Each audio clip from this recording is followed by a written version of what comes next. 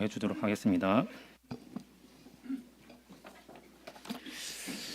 할렐루야로 인사 나누겠습니다. 할렐루야, 할렐루야. 한 주간도 주 안에서 평안하셨습니까? 우리 옆에 계신 좌우에 계신 형제자매님들 마주 보시고 인사 나누겠습니다. 주 안에서 항상 기뻐합시다. 오늘도 기쁨과 감사를 나누는 그런 귀한 안식일 되시기를 주님의 이름으로 축원드립니다. 예수 그리스도의 이름으로 하나님 말씀 증거하도록 하겠습니다. 사도행전 24장 1절에서 9절까지 말씀.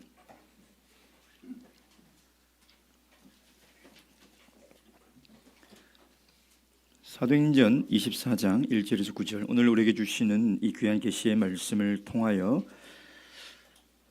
교회와 이 시대의 모든 그리스도인들에게 주시는 하나님의 뜻을 모두 깨달을 수 있도록 저와 함께 교도하도록 하겠습니다. 1절. 닷새 후에 대제사장 아나니아가 어떤 장로들과 한 변사 더들로와 함께 내려와서 총독 앞에서 바울을 고소하니라. 펠릭스 각하여, 우리가 당신을 힘입어 태평을 누리고 또 이 민족이 당신의 선견을 인하여 여러 가지로 개량된 것을 우리가 어느 모양으로나 어느 곳에서나 감사무지하옵나이다.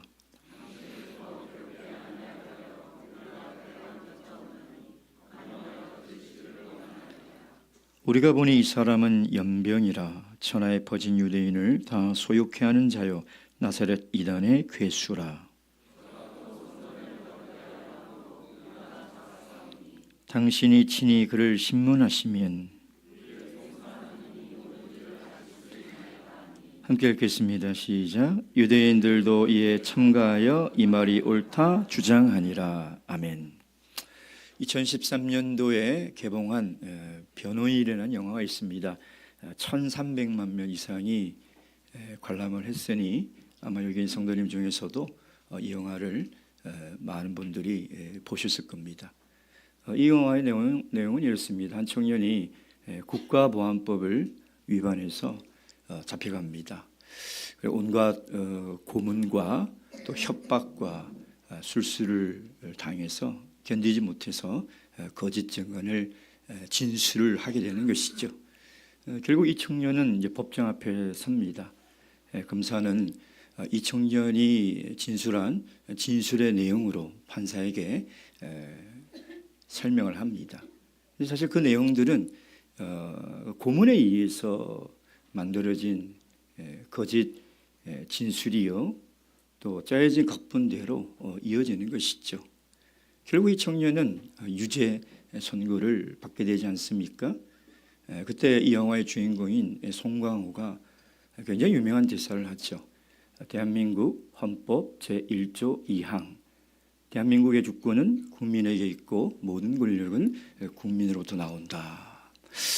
사실 저는 그때 굉장히 울컥하고 마음에 찔림이 참 많았습니다.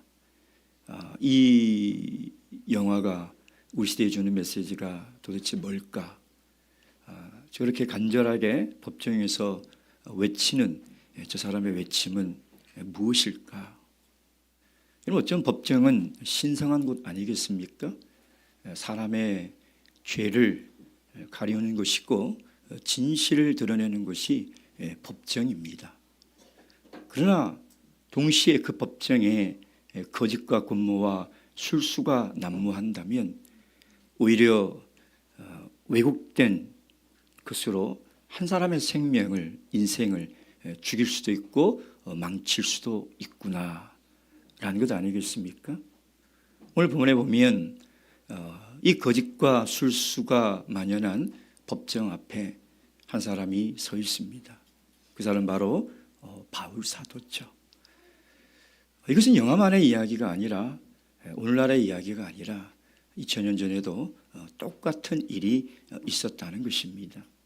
근데 놀라운 것은 바울도 거짓이 만연하는 법정에 세워져 있듯이 우리 예수님도 사실은 거짓이 만연한 법정에 서서 유죄 판결을 받고 십자가를 지시고 처형을 당한 것이죠.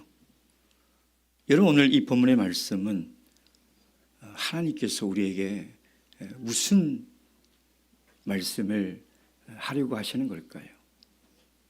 우리는 이 사건을 통해서 무엇을 깨닫고 배워야 하는 것일까요? 사실 이 세상은 거대한 법정과도 같은 것이죠. 어쩌면 우리 모든 그리스도인들은 거짓과 불의가 만연한 이 세상의 법정 앞에 서서 살아가는 존재라는 것입니다. 우리가 이런 세상의 불의한 법정 앞에 서서 살아갈 때에 어떤 일을 당할 것이며 우리가 그 일 속에서 어떤 마음으로 또 어떤 신앙의 태도로 살아가야 하는가, 이것이 오늘 하나님께서 이 사건을 통해서 우리에게 주시고자 하는 교훈의 말씀이라는 것입니다. 오늘 말씀을 통해서 하나님의 교훈을 다 듣고 깨닫는 그런 귀한 시간 되기를 주님의 이름으로 축원드립니다. 우리 첫째 대제사장 바울을 죽이려고 하던 유대인들 사내들인 공회의 수장인 이 아나니아 대제사장이 어떻게 하였는지를 보도록 하겠습니다. 1절 말씀 다 함께 읽겠습니다. 시작. 닷새 후에 대제사장 아나니아가 어떤 장로들과 한 변사 더둘로와 함께 내려와서 총독 앞에서 바울을 고소하니라. 닷새 후에, 5일 후라는 것이죠. 5일 후, 5일 전에 어떤 일이 있었습니까? 예루살렘에서 바울을 죽이지 않고는 먹지도 마시지도 않겠다고 결심한 암살단 40여 명이 바울을 죽이려고 매복하고 있는 그날 밤에 천부장은 바울을 죽이고자 하는 그 암살 계획을 알게 되었고 바울을 로마 군인 470명의 호위로 안전하게 가이사랴에 도착시킵니다. 그렇죠. 그러니까 그 사건이 있은 후 5일 후라는 것이죠. 여러분, 예루살렘과 가이사랴는 약 100km 정도 떨어진 거리입니다. 과거의 교통수단이 발달되지 않는 시대를 보면 굉장히 먼 거리라는 것이죠.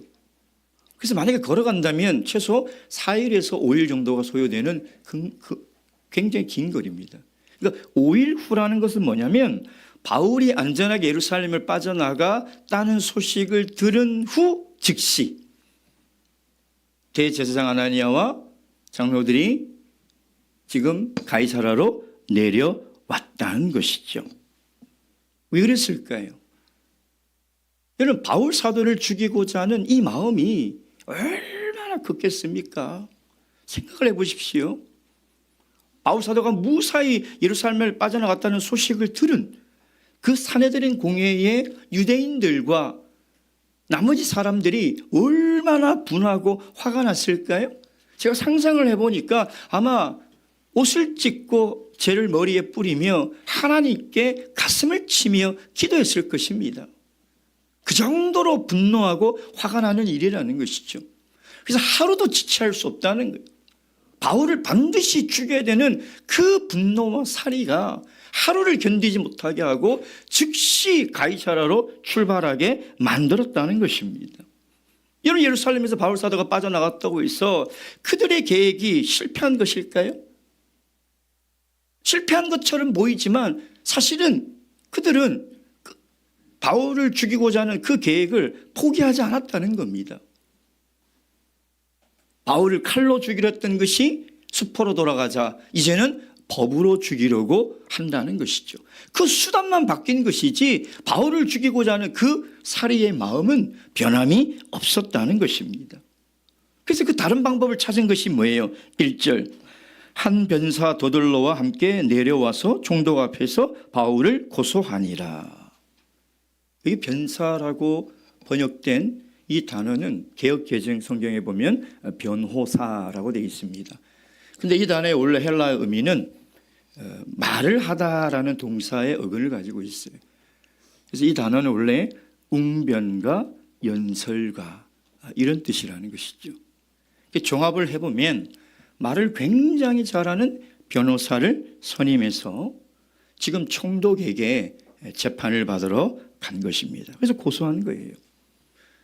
여러분, 사도행전 24장은 재판관인 총독 앞에 고소인인 사내들인 공회의 수장인 대제사장의 위임을 받은 변호사 더들로와 피고소인인 바울의 변호가 기록된 내용이에요. 법정이라는 것이죠. 법정에서 일어나는 일을 우리가 지금 보고 있는 것입니다. 특별히 우리가 오늘 함께 봉독한 1절부터 9절은 변호사 더들로가 무슨 죄목으로 바울 사도를 고소했는지 그 내용이 오늘의 본문이라는 것입니다. 여러분, 왜 이 사내린 공회의 사람들이 변호사까지 대동을 해서 지금 가이사라까지 왔을까요? 왜 그랬을까요? 여러분, 로마의 속국인 이 이스라엘은 비록 유대인의 자치, 입법, 행정, 의결기구인 사내린 공회가 있지만 거기서는 사형을 집행할 수가 없어요. 사형을 제외한 다른 형은 스스로 집행할 수 있지만 사형은 집행할 수가 없다는 것입니다. 그러니까 바울 사도를 죽이려면 반드시 총독의 힘을 빌어야 돼요. 총독의 힘을 빌어야지만이 사형이라는 형을 집행할 수 있고 바울을 죽일 수 있는 것이죠. 동시에 사내린 공회가 바울을 죽이려고 하는 죄목은 종교적인 거예요. 종교적인 거. 율법을 어겼다. 성전을 더럽혔다. 그런데 이것을 이방인인 벨릭스 총독이 이해를 못합니다. 이해를 할 수 없죠. 그들의 전통적인 종교의 내용을 잘 이해할 수 없어요. 그러면 사형을 내릴 가능성은 거의 희박하다는 거예요. 그래서 변호사를 대동해서 종교적인 이 사건을 정치적인 사건으로 만들어가는 거예요. 아주 교묘하게. 정치적 사건으로 만들어서 반드시 사형의 판결이 나올 만한 정치적 사건. 그게 뭡니까? 5절 말씀. 다 함께 읽겠습니다. 시작. 우리가 보니 이 사람은 연병이라 천하에 퍼진 유대인을 다 소욕케 하는 자여 나사렛 이단의 괴수라. 여기에 소욕케 한다는 것은 폭동, 내란을 얘기하는 거예요. 여러분, 로마 제국이 가장 강력하게 처벌하는 죄 중에 하나가 뭐냐면 내란죄. 로마 제국의 반기를 들고 항거하는 그 투쟁과 반란의 죄를 가장 엄하게 다스리죠. 이건 반드시 사형을 판결합니다. 이건 죽입니다. 그래서 이 변호사를 대동해서 아주 교묘하게 우리가 원문을 다 알 수 없지만 이 성경 원어 해석가들이 이 법정에서 사용하는 이 틀을 그대로 연구를 해보면 아주 교묘하게 구렁이가 담 넘어가듯이 종교적인 제목에서 정치적 제목을 살짝 끼워서 그것으로 소송을 하고 있는 이 더들로 변호사의 교활함을 알 수 있다라는 것이죠. 여러분, 제가 서론에서 말씀드린 것처럼 그리스도인은 세상이라는 법정 앞에서 살아가는 사람들입니다. 여러분, 세상은 우리 그리스도인들이 복음을 전할 때 반드시 방해합니다. 핍박합니다. 그들은 그것을 멈추지 않습니다. 세상은 우리가 복음을 전하지 못하도록 수많은 방법을 동원해서 핍박하고 방해를 한다는 거예요. 그리고 그들은 아주 교활한 방법으로 회방한다는 것이죠. 살 수만 있으면 그리스도인들이 신앙을 부정하고 하나님을 부정하고 하나님과 멀어지게 만들려고 한다는 것이죠. 여러분, 이것이 얼마나 집요하게 공격을 합니까? 그래서 우리 예수님도 뭐라고 말씀하셨어요? 마태복음 10장 17절 말씀. 마태복음 10장 17절 말씀.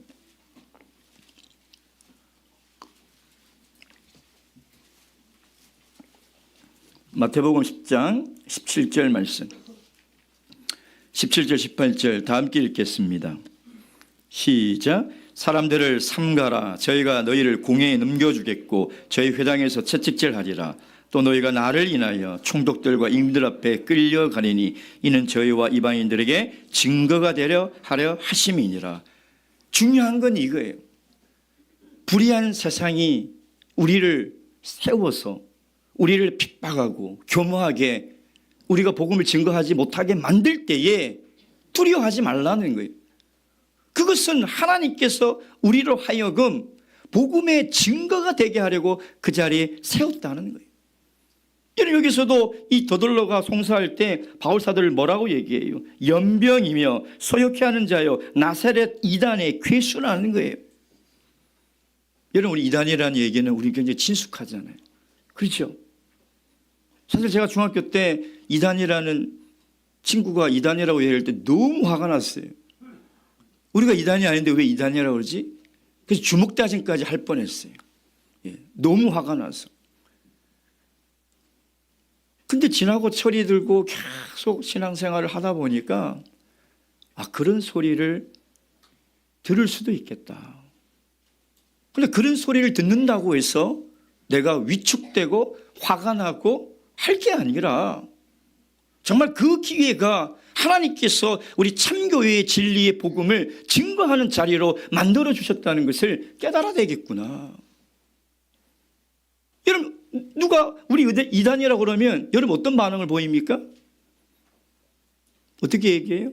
그래, 우리 이단이야 그럽니까? 어떤 분은 그러더라고요. 아쉽다. 우리가 2단보다 훨씬 높은데 한 3단, 5단은 되는데 2단밖에 안 되냐고. 위축되고 때로는 화가 나고 그럽니까? 여러분, 그런 자리에 섰을 때 오히려 그 기회를 통해서 하나님의 참된 복음을 증거하는 자리라고 여기셔야 돼요. 두려워하지 마세요. 담대하세요. 그래서 우리 참회 속의 진리를 증거할 수 있는 기회로 삼아야 한다는 것입니다. 하나님께서 오늘 이 세상의 법정이란 앞에 살아가는 이 말세의 참교회의 그리스도인들이 세상에 아무리 교묘하고 끈질기게 이 복음을 전하지 못하도록 해방하여도 우리는 그 자리를 복음의 증거의 자리로 삼아서 살아가라는 하나님의 메시지임을 믿고 담대하게 전하며 살아가시길 주님의 이름으로 축원드립니다. 두 번째, 이 변호사 더들로는 어떤 사람인가, 우리가 이것을 좀 봐야 합니다. 여러분, 더들로는 이 총독에게 이 법정에서 어떤 말로 변론을 시작하고 있습니까? 2절, 3절 시작. 바울이 부름에 더들로가 송사에 가로되 벨릭스가 가여 우리가 당신을 힘입어 태평을 누리고 또 이 민족이 당신의 선견을 인하여 여러 가지로 개량된 것을 우리가 어느 모양으로나 어느 곳에서나 감사무지하옵나이다. 이 변호사 더들로가 판사인 벨릭스 총독에게 찬사로 시작하고 있죠. 무슨 얘기예요? 위대하신 존경하는 재판장님, 총독님, 어떤 성경 각하라고 번역했더라고요. 당신의 탁월한 지도력으로 우리가 천하태평을 누리고 있습니다. 너무나 감사합니다. 그리고 당신의 뛰어난 선견지명으로 우리가 더 살기가 좋아져서 어느 곳이나 언제든지 우리 유대인의 백성이 당신에게 감사하고 존경하는 마음을 가지고 있습니다. 이렇게 이야기를 하고 있지 않습니까? 근데 역사 자료를 보면요, 이 벨릭스라는 사람은 굉장히 악랄한 사람이었습니다. 노예 출신이었어요. 그래서 노예 출신이 신분이 상승됐는데 그 방법이 뭐냐면 뇌물로 권력을 사서 그 자리에 올라갔던 거예요. 그러니까 자기도 계속 뇌물을 받는 거예요. 그 정치를 너무나 포악하게 했어요. 이 사람이 재임하던 기간에는요, 유대인들의 밀란이 엄청나게 많이 일어났던 거예요. 그 정치를 너무 못해서 로마 황제, 아마 네로 시대였을 겁니다. 네로가 소환을 했어요. 너 왜 이렇게 정치를 못하냐? 고발을 당해가지고. 소환이 된 사람이에요. 탁월한 정치 능력도 없고 미래를 예측하는 능력도 없는 사람이에요. 그럼 왜 이 더들로 변사가 이런 얘기를 했을까요? 왜 그랬을까요? 예? 이런 말을 뭐라고 그럽니까? 사실이 아닌 내용으로 상대방을 찬사하는 말을 뭐라고 그러죠? 아부라고 그러죠. 아첨이라고 그러지 않습니까? 마음에도 없는데 거짓으로 상대방에게 호의를 얻고자 하는 말이라는 것이죠. 여러분, 세상에 이런 사람들 얼마나 많습니까? 그렇잖아요. 예. 세상 사람들이 하는 칭찬 다 믿으세요? 어머, 왜 이렇게 예뻐졌어? 믿으세요? 그대로예요. 그냥 믿으세요? 예, 믿고 사세요. 예. 여러분, 세상은 정말 자기의 유익을 위해서요, 거짓도 싹 가리고 그냥 아첨하는 사람, 아부하는 사람 얼마나 많습니까? 세상에 보면 말을 잘하는 사람이 있고 잘 말하는 사람이 있어요. 여러분, 어떤 사람인 것 같아요? 말을 잘하는 사람인 것 같아요? 잘 말하는 사람 같아요? 여러분, 어떤 사람을 선호하세요? 말을 잘하는 사람을 선호하세요? 잘 말하는 사람을 선호하세요? 그래야죠. 말을 잘하는 사람은 어떤 사람일까요? 잘 말하는 사람은 어떤 사람일까요? 잘 말하는 사람은 이런 사람이에요. 에베소서 4장 29절. 에베소서 4장 29절.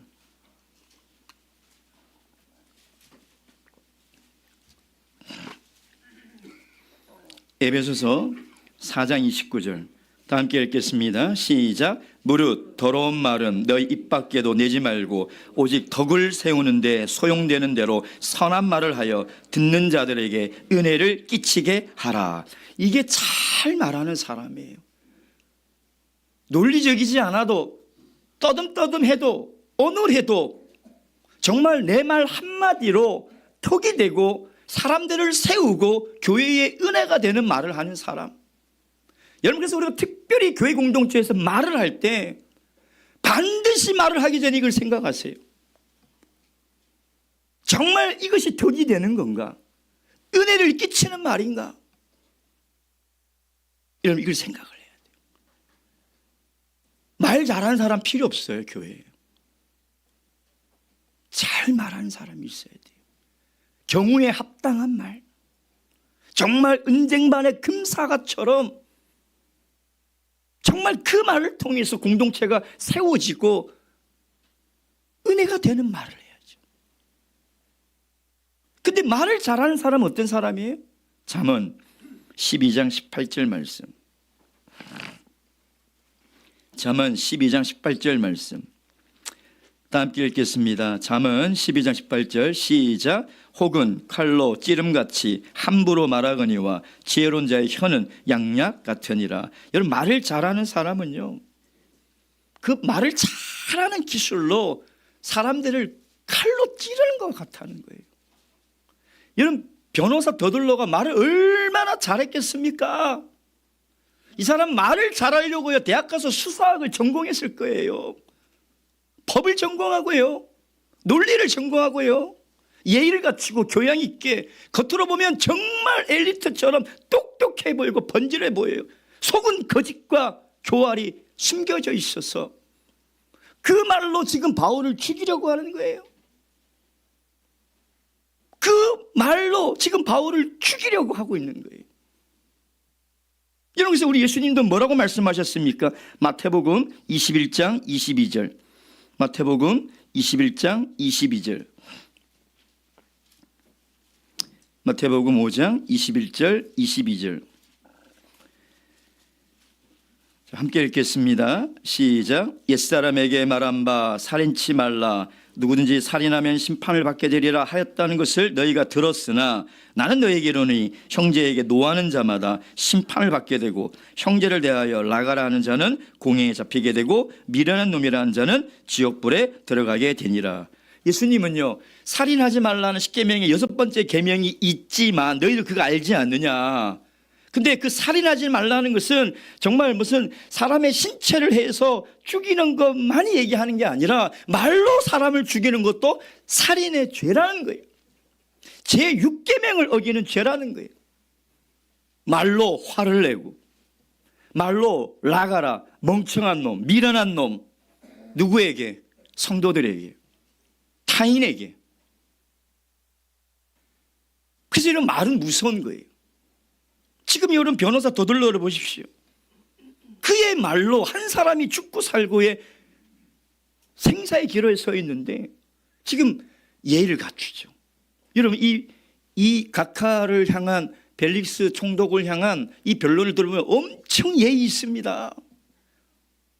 이보다 어떻게 더 예의가 있어요? 심지어 말을 길게 하면 총독이 머리가 아플 수 있으니까 제가 굉장히 간단 명료하게 핵심만 전달해 드리겠습니다. 피곤하니 배려하죠.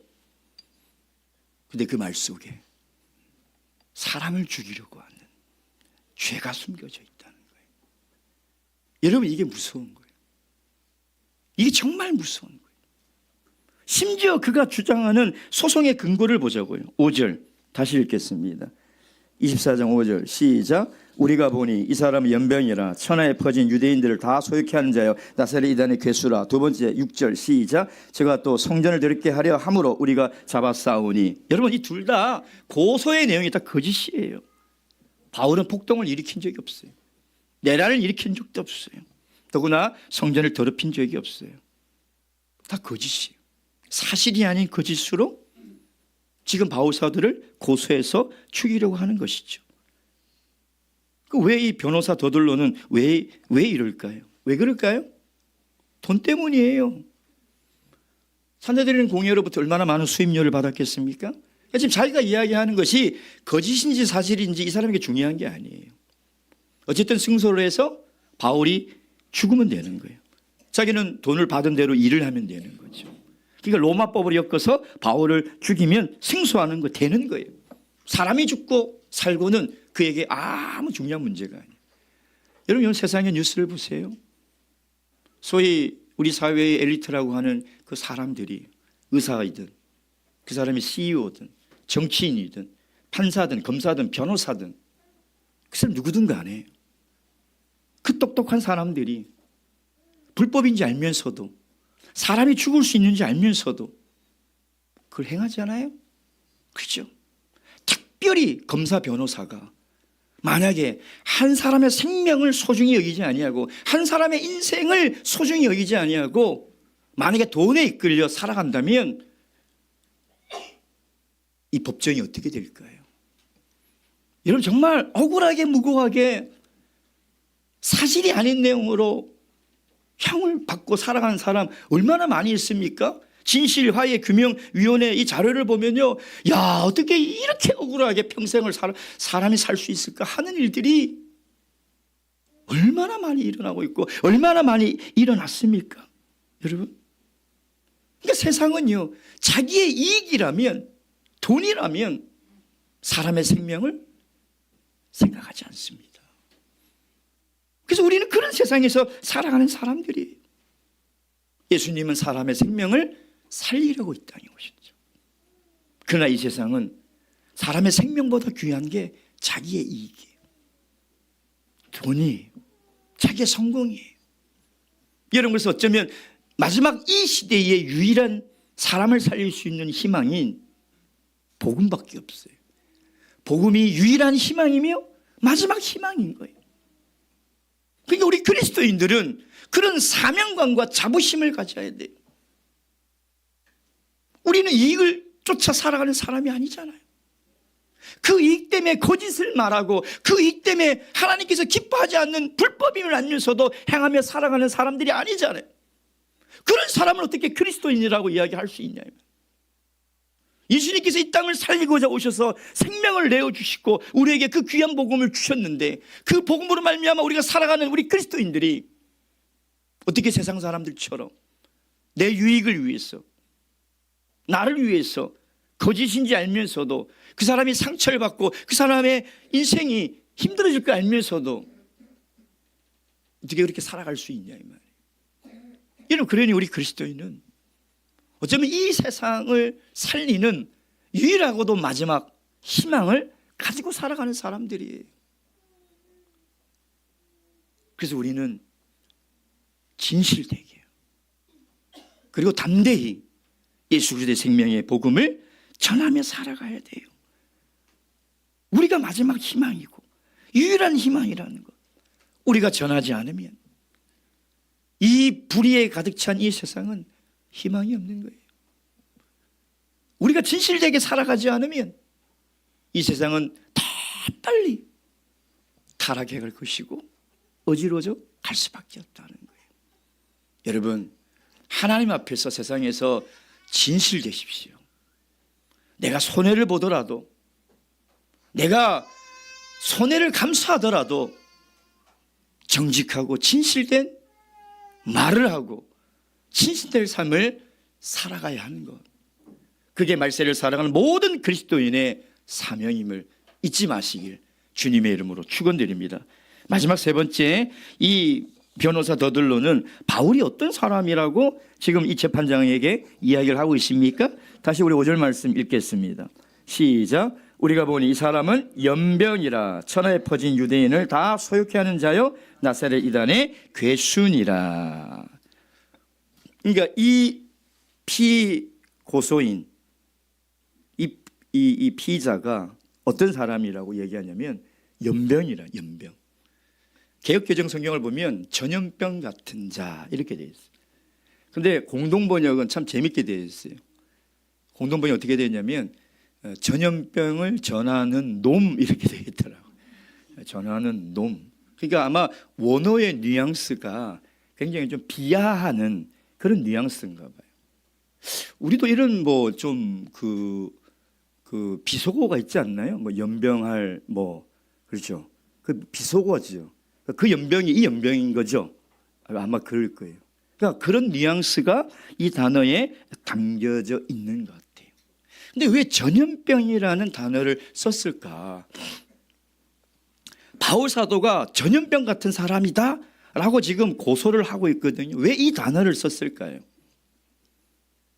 여러분, 우리는 코로나를 겪어봐서 이 바이러스 전염병이 얼마나 무섭고 강력한지, 그 확산 속도가 얼마나 빠른지를 우리 경험해봐서 압니다. 그렇죠? 그 한 나라, 한 도시에서 시작된 그 바이러스가 순식간에 전 세계를 덮어버리잖아요. 그 영향력이 얼마나 강력하고 빠른지를 우리 다 알고 있는 것이죠. 그래서 그걸 얘기하고 있는 거예요. 이 바울이라는 한 사람의 전염성이 얼마나 강한지, 이 사람이 가는 곳마다 유대인이 몰려있는 곳뿐만 아니라 전 세계가 아주 요란스럽고 소동이 일어났다는 것을 이야기하는, 그만큼 위험한 사람이라는 거예요. 근데 바울 사도 입장에서 연병 같은 사람이라는 소리를 들으면 기분이 좋아요, 나빠요? 누가 우리 성도님한테 그러면 기분이 좋아요, 나빠요? 예? 싸울 거예요? 그런 얘기 듣고 싸우실 거 어떻게 할 거예요? 기분 나쁘죠. 기분이 왜 안 나쁘겠습니까? 근데 한편으로 생각하면 기분 나쁘지만 한편으로 생각하면 정말 전염병 같은 삶을 살아갔다는, 그게 뭐냐면 바울의 영향력이 그만큼 컸다는 거예요. 바울이 전한 복음의 영향력이 그만큼 강력하고 컸다는 이야기를 우리에게 하고 있는 것이죠. 그러니까 세상의 눈으로 보면 정말 연병할 사람 같은 사람이에요. 근데 하나님의 눈으로 보면 너무나 귀한 사람이라는 거예요. 세상의 법정의 눈으로 보면 정말 위험한 사람이고 없어져야 될 사람이지만 하나님의 눈으로 보면 너무나 귀한 인생이라는 거예요. 여러분, 지금까지 사도행전이 우리에게 소개하고 있는 1세기의 그리스도인의 생활이 무엇이라고 얘기하고 있어요? 연병 같은 사람들이에요. 1세기의 교회의 교인들은 다 연병 같은 사람들이에요. 무슨 얘기냐? 가는 곳마다 복음을 전하고 가는 곳마다 선한 영향력을 행사하며 그것으로 인해서 소동과 변화가 일어나고 교회가 세워지는 그런 삶을 살아간 사람들이 그리스도인이라는 거예요. 여러분, 우리는 삶에서 얼마나 강력한 복음의 영향력을 끼치고 살고 있습니까? 나 한 사람으로 인해서 복음의 영향력이 어디까지 끼치며 살아가고 있습니까, 여러분? 연병이라는 소리를 들어야 되지 않나 이 말이에요. 저 사람 정말 연병 같은 사람이라는 얘기를 들어야 되지 않나요? 여러분, 바울 사도가 이 얘기를 듣고 화가 났을까요? 기뻤을까요? 하나님 보시기에는 이것보다 귀한 말이 어디냐 이 말이에요. 물에 물 탄 듯 술에 술 탄 듯 이 사람이 예수 믿는 사람인지 참교회 다닌 사람인지 어떤 사람인지도 모른 채 그 세상 속에 들어가서 섞여서 세상 사람처럼 아무 영향도 없이 살아가는 사람, 그 사람 좋은 사람인가요? 아이고 저 사람 점잖은 사람이네, 똑똑한 사람이네, 예의가 있는 사람이네, 착한 사람이네, 이런 소리를 듣는 게 좋아요? 연병 같은 사람이라는 소리를 듣는 게 좋아요? 복음의 영향력이 있는 사람, 나로 말미암아 참교회의 진리가 증거되고 예수 그리스도의 이름과 영광이 나타내는 삶을 살아가는 사람. 세상 사람들 볼 때는 다 싫어하죠. 당연히. 누가 좋아하겠습니까? 세상과 다르게 살아가니, 세상과 다른 가치를 가지고 살아가고, 세상과 다른 말을 하고 살아가고, 세상과 다른 행동을 하고 살아가느니 누가 좋아하겠냐. 연병 같은 사람들이죠. 근데 그런 얘기를 들어야 돼요. 그게 그리스도인이에요. 그런 얘기를 듣고 살아가는 것이 그리스도인이에요. 여러분, 아주 오래전 하버드 대학에서 32년 동안 13,000명을 대상으로 연구를 했어요. 우리 사회의 네트워크가 가진 영향력이 얼마나 클까? 32년 동안. 그 연구의 결과가 뭐냐면, 한 사람이 내가 행복하게 살면 1단계의 관계 형성이 된 가족이나 친구가 성공할 확률이 다른 사람보다 15%가 높은 거예요. 그리고 그 두 번째 단계의 네트워크 걸리는 사람들은 10%, 세 번째는 6%, 네 번째는 거의 없어요. 소멸돼요. 이게 뭐냐면, 한 사람의 영향력이 우리 사회에 어떻게 영향을 끼치는지 32년 동안 연구로 나타난 거예요. 그래서 일반적으로 심리학에서는 한 사람의 영향이 50명이, 하루에 50명에게 영향이 끼친다는 거예요. 그러니까 내가 오늘 정말 기쁘게 살아가면 50명에게 그 기쁨의 바이러스와 행복의 바이러스가 전파되는 거예요. 전염이 되는 거예요, 여러분. 여러분, 놀라운 것은요, 좋은 신앙도 전염이 되고요, 나쁜 신앙도 전염이 돼요. 끼리끼리 논다고 그러죠. 이상하게 신앙이 안 좋은 사람은 신앙이 안 좋은 사람끼리 모여 있어요. 신앙이 좋은 사람과 안 좋은 사람끼리 못 모여요. 못 모여요. 불신앙의 사람이 얘기하면 신앙이 좋은 사람이 가만히 있어요? 야, 그렇게 생각하면 안 돼. 그러면 하나님이 혼나. 큰일 나. 그럼 기분 나빠가지고 안 만나요. 그런 얘기하면 그래 맞아. 교회가 어떻게 그럴 수가 있고 그냥 어떻게 그래. 그러면은 그 사람끼리 모이는 거예요. 그 영향을 받아요, 여러분. 그래서 오늘 안식일 날 우리가 두세 명이 인상 찌푸리고 있고 기분 나쁘면 150명이 하루 종일 그 영향을 받는 거예요. 정말로요. 정말로요. 내가 가정에서, 내가 회사에서, 내가 삶 속에서 정말 행복하게 살아가면 하루에 50명이 그 선한 영향력이 끼치게 된다는 거예요. 우리가 만약 복음의 기쁨을 회복하여 살아갈 수만 있다면 매일매일 같이 항상 기뻐하며 감사하며 살아가지 않겠습니까? 그러면 그 삶의 영향력이 가까이 있는 우리 가족에게, 멀리 있는 세상 모든 사람들에게 그 선악력이 끼쳐진다는 거예요. 바라기는 그런 연병과 같은 선한 복음의 영향력을 끼치며 살아가시길 주님의 이름으로 축원드립니다. 묵도하시겠습니다.